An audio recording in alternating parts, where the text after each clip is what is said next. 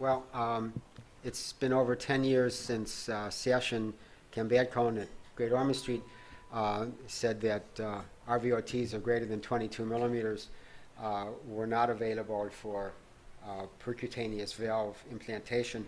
But as you see, necessity is the mother of invention.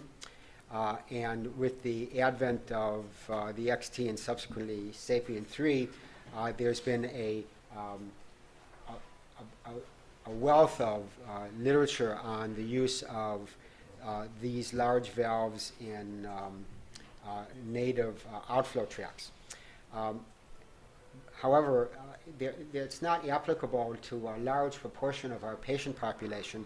This is a slide that I stole from John from his imaging group, which shows you some of the diameters that we have to deal with in the congenital population. And again, a slide that everybody's seen a million times. Only a quarter of the patients that we deal with RVOT dysfunction have conduits, and the vast majority of our population, which has transannular patches, are not amenable, the majority, for existing transcatheter approaches without pushing the envelope of the design of the valve. So there's a number of valves that are out there that have been in clinical testing and the like. Now I'm just going to go over some of their designs and some of the clinical uses. The Venous Pee Valve was made by MedTech in China. It's a self-expanding nitinol valve with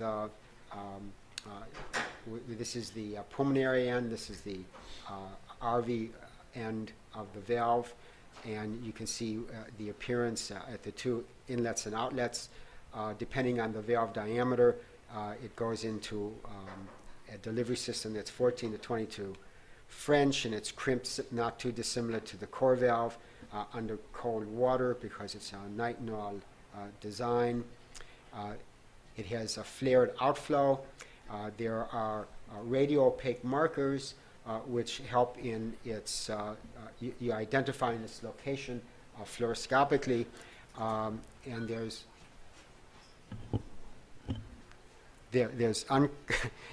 uncovered ends maintain branch patency. The flared and covered inflow ends are theoretically supposed to contour to the right ventricular outflow tract. And these are some slides from Shaq Qureshi, who's the PI in Europe for this implant.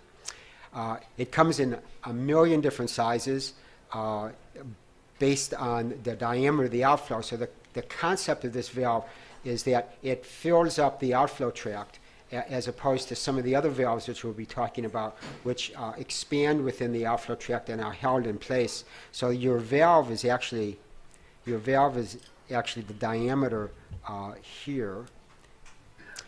And the valve is picked right now, I think the largest size is 35 millimeters in diameter. So if you have a main pulmonary artery that's 26 millimeters in diameter, the guidelines for implant on this device is to use a 30 millimeter diameter implant, and it comes in a variety of different lengths, and you sort of have to have a PhD in order to figure out how to read this table, and I'm not going to go into it because I still don't understand it, but this is where you pick the sizing for this particular implant. And these are some slides which show its a technique. I think one of the things they found very early, first of all, this is an incredibly stiff device. There's no give to it whatsoever, and it requires a lot of pushing and pulling. In a small heart, it would be very difficult. And they also found that if there's stenosis or a stent in the left pulmonary artery, it's a contraindication for the implantation because the carrot will not be able to advance into the left pulmonary artery for the implantation. The worldwide experience, and this slide's a little out of date, is still very limited. I think they've done about 30 patients in the UK right now for their trying to get the CE mark. The results clinically on the valve is that it functions very well in the long term, elimination of the pulmonary regurgitation, and a little increase in the valve gradients going forward to 1 year. Now, a slightly different concept structurally is the Harmony valve made by Medtronic, which Mark, Eric, and I, and John were involved with.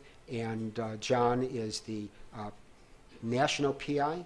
Is it national, international, universal PI for galactic PI for this after the early feasibility study was performed. Many of us are aware of its construction. It's a Dacron nitinol self-expanding stent with a valve, a porcine valve sewn in of 22 millimeters in diameter. It comes with a delivery system, which in and of itself is fairly easy to use. I think the challenge sometimes is loading the device onto the system itself. I think the one thing that we learned about this type of implant is not the technical component of getting the valve there, but it's choosing the right patients for it, because it comes in only one size, so it's not one size fits all. There will be more sizes in different designs. This is an asymmetric dimensional implant. There's plans for a symmetric design, which will allow a broader number of patients to be implanted. The valve is sewn in to the Dacron support. Oops. And this is also a slide we stole from John. This is actually an engineering slide on how they determine how the valve will be implanted and whether it will be stable or not. This dark line is the unrestrained valve diameter, and an a priori decision was that the engineers wanted to see about a 15 or 16% compression, or what they call interference, from the outflow tract compressing the valve at the two ends. So these assessments are done during systole and diastole. Of course, during ventricular systole, the pulmonary artery expands, so that's the largest diameter you'll see. And by doing these perimeter assessments, you can determine how much compression there will be of the device, and therefore whether it will be stable in place or when you implant it. So that was the difficulty, and remains the difficulty, is in choosing the right patients for the particular dimension that you have. And this is a model that we made. I think John actually made the first model, and I thought it was a cool idea, so I did it myself. And this was how the valve goes in. And this is one of John's cases from the early feasibility study, showing how the valve implants in life. Again, I think what we did find, there were some technical things that we identified, but the implant itself was really not the scariest part of the procedure. Was picking the right patients. Indeed, that was a problem. There was a early feasibility study, which was primarily an engineering study to identify the compression and efficacy, or the changes in the diameter of the implant in vivo. We were fortunate to participate with Nationwide and Boston Children's in this study.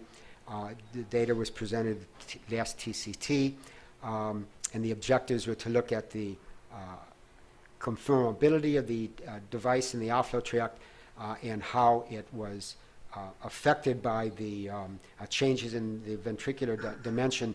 And not surprisingly, to anyone who participated, who has used it, actually functions very well, and it works very nice in that environment.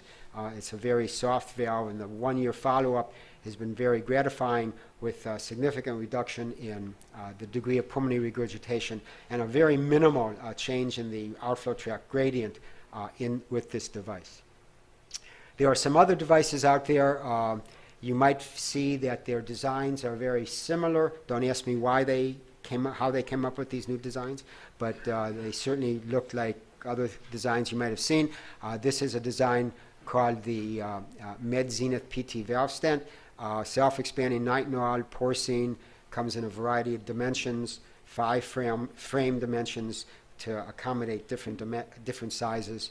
It has a different kind of delivery system, which is a screw mechanism to uncover the valve and allow it to expand. And finally, a device that we're looking forward to, its application is by Edwards. It's called the Altair, and it's an interesting concept. It sort of goes like infinitely reducer, but it, sort of like, Mark was talking about putting valves in the IVC and the SVC, and then sort of a spacer, and then you put the valve in. Interesting, is the same company. So this is the Altair device. It's also self-expanding.